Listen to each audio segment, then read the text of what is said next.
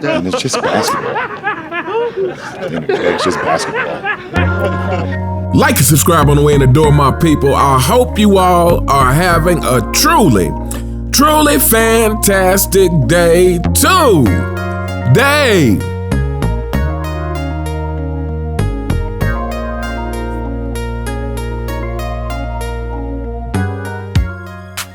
Welcome back, my people. Welcome back. So, Scottie Pippen, 6-time NBA champion with the Chicago Bulls.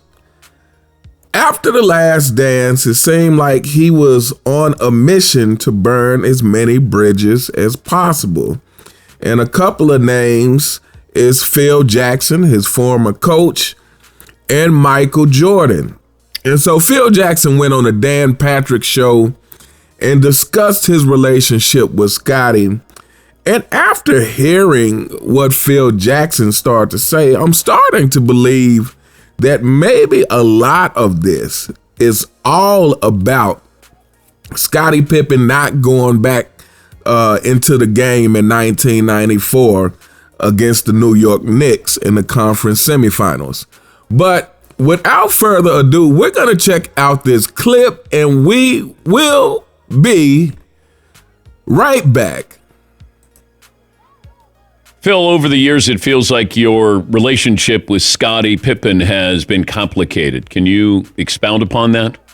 Well, I was assistant coach when Scottie came into the game, and I played with him and against him one-on-one and tried to help his game out a little bit. And I was big in promoting Scottie because, we had Scottie coming off the bench, and I had to sub in as a coach for Doug Collins when he got thrown out of a game.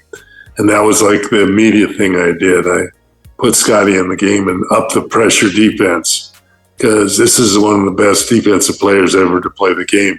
So I had a lot of admiration for him and had a lot of contact with him. He was the on-court guy that I alerted all the time when defensive strategies would come, double teams, traps, etc. Whistle, hey Scottie, it's time, whatever.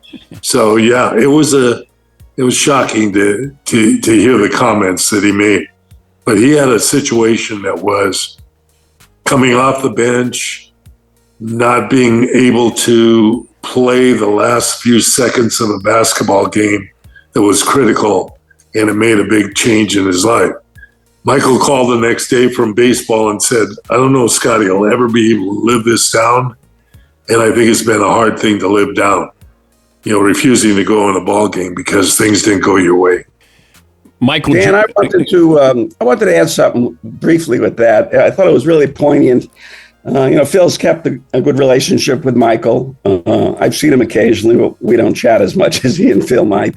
And when some of those things came out, and we talked about this in the book that Phil had asked Michael about that, and Michael really expressed regret. I thought it was really poignant that Michael told Phil that he feels terrible about losing the relationship with Scottie, a 25-year relationship that was closer than a lot of people thought. And so, it struck me as really poignant that Michael felt a loss about this.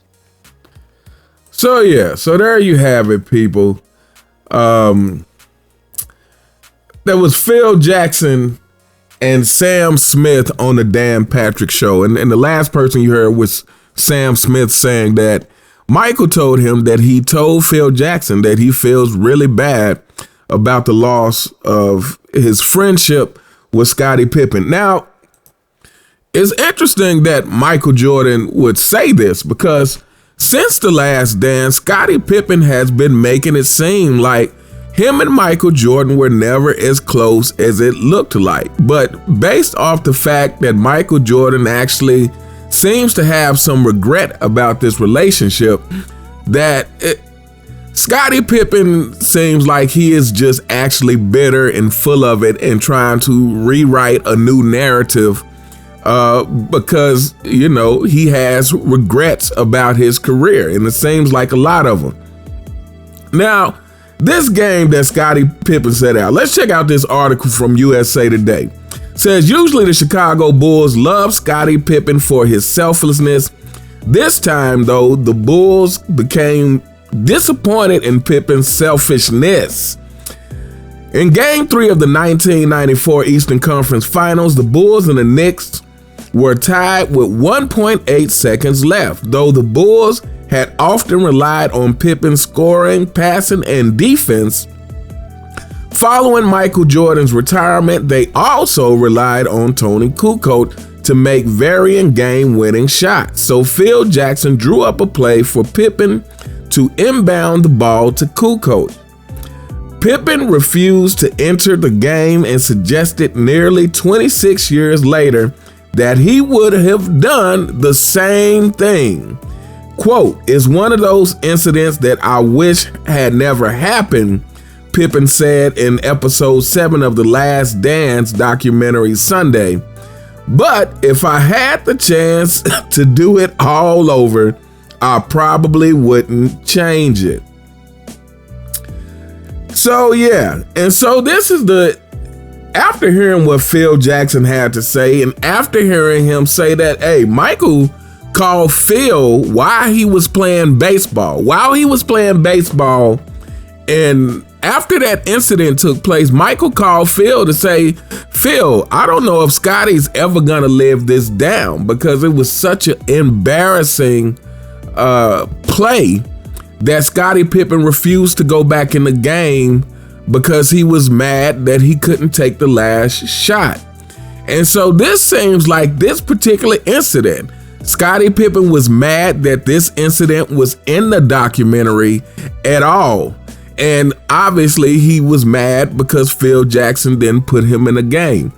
And so to me, this really demonstrates Scottie Pippen's desire to be looked at as more than he was. Scottie Pippen's desire to rewrite history, to be more than what he was. And I know a lot of people are going to say, hey, Scottie Pippen was great and he was this and he was that. And yes, Scottie Pippen was great, but Scottie Pippen was not the man.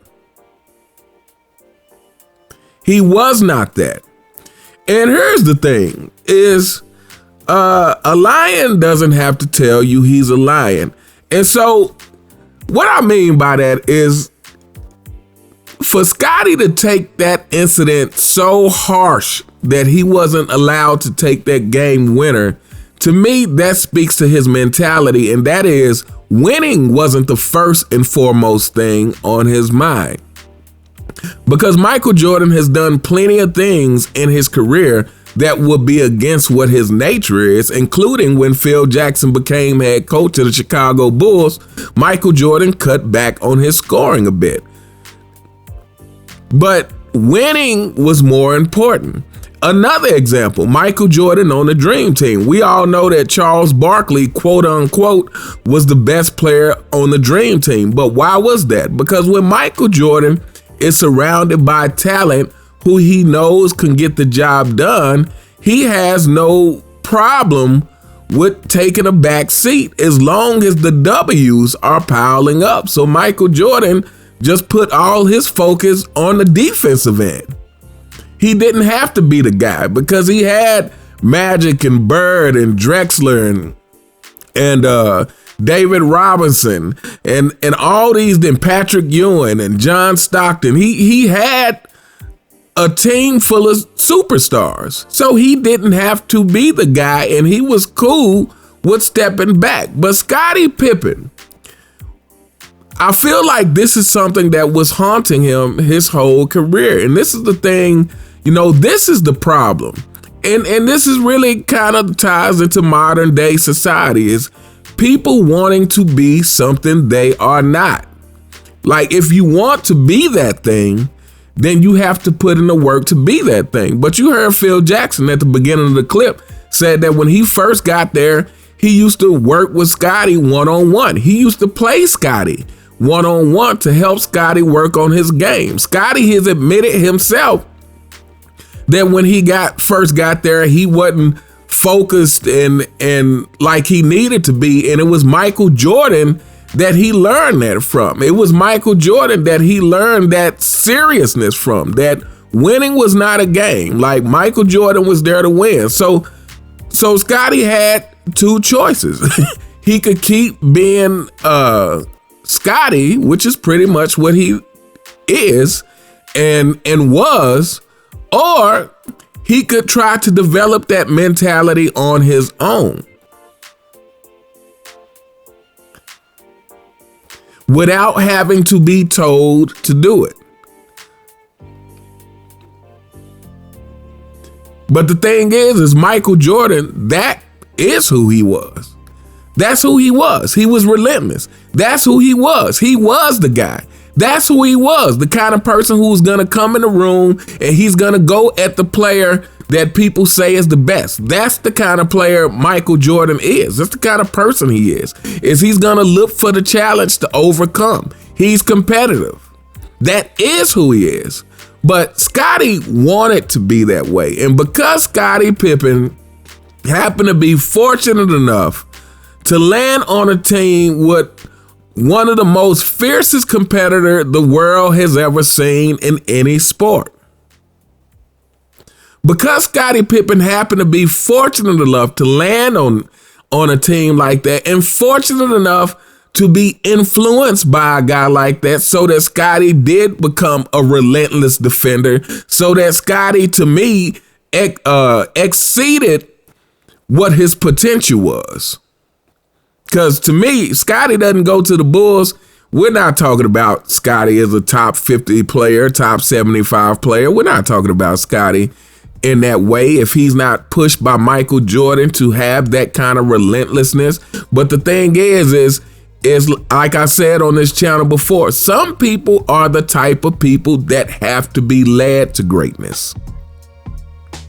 Another example of that was Metta World Peace. When his short stint where he was coached by Larry Bird, his numbers were through the roof. He was a great free throw shooter. He was shooting great from the 3-point line. I think he might have been in MVP contention that year. But when he left Larry Bird, he was never the same again, because it took being around someone like Larry Bird to bring that out of him. Some people have to be led to greatness, and other people are just that. They just are who they are. They are that kind of person who is self-motivated, who is self-inspired, who they live for the challenge. And Scottie Pippen is not that. So yeah, I think this whole thing is starting to look like all of this really might be about that game that Scottie Pippen embarrassed himself by not going back in. And to top it all off, it's kind of, hey, fanboys, I know, every time I get a chance to talk about your king, I'm going to do it. But we're going to cap the video off like this. Scottie Pippen, much like the Duck, Scottie Pippen figured that he wasn't going to go back in the game, and guess what happened anyway? Tony Kukoc hit the game winner. So Scottie Pippen looked even dumber for sitting out, because you could have been a part of the play. You could have been a part of the team and a part of the win, but instead you chose to not go back in the game trying to prove some point, and Tony Kukoc hit the shot anyway. This is what the Duck is doing right now. He's sitting out, throwing a temper tantrum, hoping the Lakers tank, and the Lakers are doing just fine without him. So again, Scottie Pippen and the Duck has a lot of similarities. But anyway, we gonna hold up here, people. Let me know what you guys think in the comments. What did you think about what Phil Jackson had to say about Scottie Pippen? And what do you think about the fact that it actually seems like Michael Jordan has some regrets about their friendship being over? And honestly, you can say what you want about Michael Jordan. The guy's nowhere near perfect, because nobody is. But in this case, some of the stuff Scottie Pippen said, especially the things that Michael Jordan found out after the fact, it's unforgivable. The thing about not giving him condolences when his father died, and it wasn't until after the Last Dance when Scottie Pippen was busy setting bridges on fire that he said that he purposely didn't say anything to Michael Jordan about his father. That it was on purpose. So again, this jealousy has been going on for a long time. And this is what happens when you want to be something you're not simply by declaration. You want to be something you're not simply because you are standing next to the person who is that. And that elevates you. Because you got to stand next to Michael Jordan, it elevated you. But now you think that you are are at a status that you are not. Now, Scottie Pippen, you're a great player. No one can take that from you. But you are not Michael Jordan the same way that LeBron James is and Michael Jordan either. It never will be. Neither one of y'all are in the GOAT conversation. So you got that in common with the Duck. But anyway, let me know what you guys think in the comments. You all have a truly fantastic day. And I'll see you next time. All right.